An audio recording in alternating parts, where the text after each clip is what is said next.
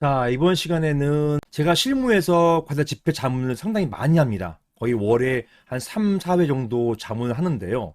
항상 문제가 되는 게 집회 당일 상대방이 의결권 위임장이라고 해서 받은 한 뭉치의 위임장을 받아와가지고 이걸 접수시키느라고 집회를 지연시키거나 아니면 이것 가지고 굉장히 혼란스럽게 만들어요. 이것 때문에 요거 제가 아예 이런 룰을 정했어요. 법에는 없는데요. 의결권 위임장을 총회 집회 전날까지 내라. 전날까지 내고 집회 당일을 안 받겠다. 이렇게 안내문을 보내가지고 총회를 막 진행시키고 이것 때문에 이제 당일날 와서 싸운다 하더라도 무시했습니다. 무시하고 그냥 진행했어요. 우리가 안내문에서 우린 총회 주관하는 사람인데 안내문에서 전날까지 내라고 하지 않았느냐. 전날 안 냈으니까 나는 당일날 아침에는 안 받겠다. 이렇게 한 것입니다. 자, 이런 것에 대해서 하도 소란스러워서 했던 것인데요.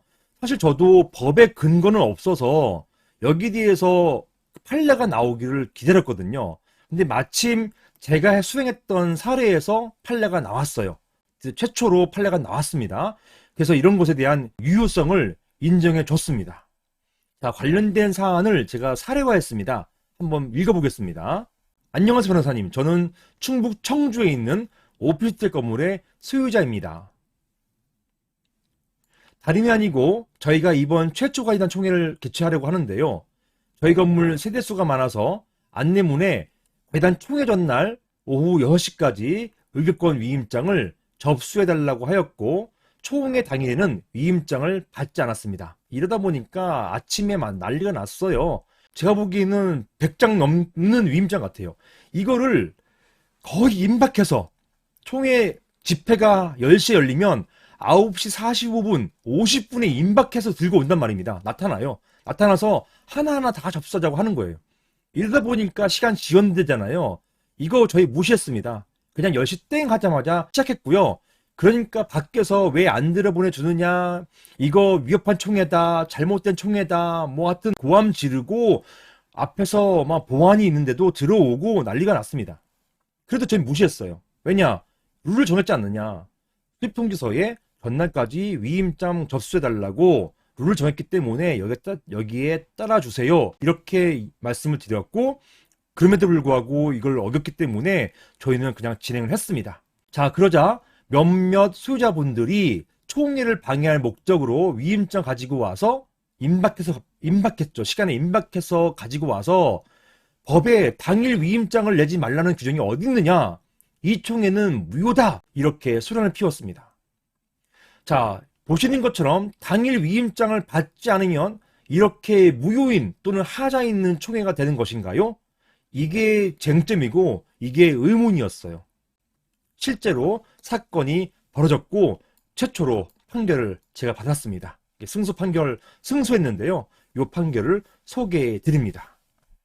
먼저 관련된 법부터 보실게요.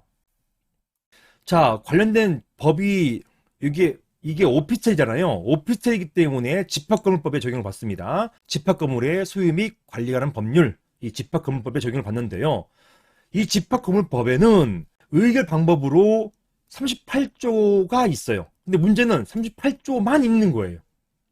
위임장을 언제 내라, 어떻게 내라, 뭐 이런 게 없어요. 38조만 있는 것입니다.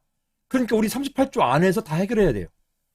1항 보시면 집회의사는 법 또는 규약에 특별한 규정이 없으면 구분수적 과반수와 의결권, 지분이죠. 지분 과반수로 의결한다 라고 되어 있고요.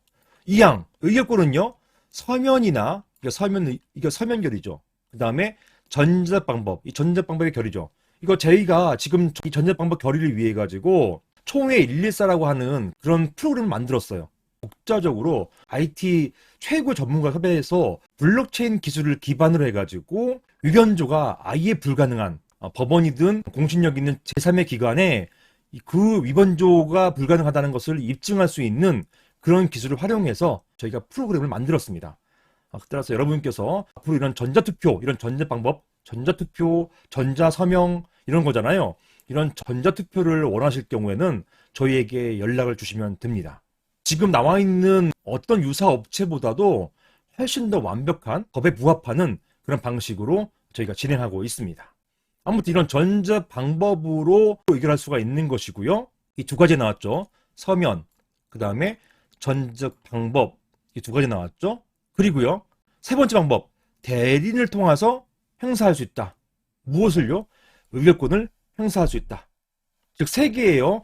의결권 행사 방법은 당연히 직접도 가능한 것이지만 직접이 아닐 경우에는 서면 결의 또는 전자적 방법, 전자투표 또는 무엇입니까? 대리를 통한 것. 이게 바로 위임장이죠. 이런 위임장을 통해서 행사할 수 있다. 이렇게 방법을 나열하고 있어요. 이 이외에는 안 돼요. 자, 그리고 집회 소집 통지나 통지에 가름하는 게시를 할 때에는 요거 반드시 지켜야 됩니다. 이 항에 따라 가지고 의결권을 행사할 수 있다. 즉 세 가지 방법, 서면이나 전자투표나 아니면 위임장 이런 방법을 통해 가지고 의결권을 행사할 수 있다라는 내용과 구체적인 방법을 명확히 밝혀야 돼요. 이거 안 밝혀가지고 결의하자가 있던 판결 나왔어요. 애써 총회 열었다가 이게 무효가 돼버렸습니다. 그리고 이런 것에 대해서 대통령령으로 정하게 되어 있고요. 대통령령은요, 이 전자투표하는 것 이외에 이런 게 있습니다. 서면에 의한 의결권 행사, 아까 보시는 것처럼 서면 있잖아요. 서면, 이 서면. 이런 경우에는요, 어떻게 한다? 이것입니다. 집회 수집 통지할 때는요, 서면 결의서를 첨부하라는 것이에요. 서면에 의해서 의결권을 행사하는데 필요한 자료, 이게 서면 결의서입니다. 서면 결의서를 첨부해야 된다라는 것이고요. 이러한 서면 결의서, 즉 서면에 의한 의결권 행사는요, 달리 정한 바가 없으면 언제까지? 집회 결의 전까지 서면 결의할 수 있다는 것이에요. 집회 결의 전까지 서면 결의해서 이걸 개봉하면 안 돼요. 개봉하면 안 되고 이걸 봉한 상태에서 서면 결의를 할 수 있는 데까지만 하고 개봉은 결의가 시작된 이후에 그때 개봉하게 되는 것입니다. 이것을 대통령령으로 정하고 있어요. 자, 이게 답니다. 이렇게 해서 사안과 같은 경우 위임장을 언제까지 제출하세요? 언제까지 내라? 이런 내용이 없습니다. 서면 결의서는 당연히 집회 전까지 내라고 했잖아요. 그런데 위임장은요, 언제까지 내라는 게 없어요. 그래서 저희가 집회를 주관하는 구분 소유자 5분의 1 이상이 전날까지 내세요 했단 말입니다. 그리고 당일날은 안 받습니다 했단 말이에요. 이게 무효냐 유효냐, 여기에 대한 거는 결국 판례가 어떻게 보느냐 이거밖에 없어요. 판례가 있냐 없냐의 차이가 그렇게 큰 겁니다. 그래서 최초로 받은 판례가 바로 이것입니다. 사안을 정리하면서 판례를 소개해 볼게요. 사안 같은 경우 집합권법상 의결권 위임장 제출 기간이 명시된 바는 없습니다. 지금까지 확인해 드렸죠. 그런데 집회 당일 무더기 의결권 위임장을 가지고 와서 접수하려고 하면서 집회를 방해하거나 또는 중복 위임장이라고 주장하는 경우가 있습니다. 심지어는 우리 보고 집회 주관자 보고 위임장을 다 꺼내보라고 하는 거예요. 자기네가 비교해 보겠대요. 저희 거부합니다. 이건 방해하려는 것밖에 안 되는 거예요. 이것을 방지하기 위해서 전날까지 위임장을 제출하라고 했어요. 그런 상황입니다. 자, 여기에 대해서 판례가 어떻게 봤냐면 최초 판례가 나왔습니다. 판례는 이렇게 봤어요. 위임장 제출 기간을 집회 개최 전으로 제한한 것은 집회 당일 위임장 수정 및 확인 과정에서 혼란을 방지하기 위한 것으로 그 필요성이 인정된다 라고 보았습니다. 저희가 이렇게 주장했고 이걸 법원에서 그대로 판결문에 쓰시면서 인정해 줬어요. 자, 이런 점 등에 비추어서 이러한 사정만으로, 즉 어떤 사정입니까? 전날까지 내고 당일날 접수 안 받는다. 의결권 위임장 접수 안 받는다. 라는 사정만으로 이 사건 과다 집회의 결의가 무효라고 보기 어렵다. 이렇게 보았습니다. 그렇게 해서 집회 전날까지 위임장을 접수하고 집회 당일 위임장을 접수하지 않은 경우, 이 경우도 유효하게 보았던 것입니다. 굉장히 중요한 결정, 판례라고 생각이 됩니다. 이상입니다.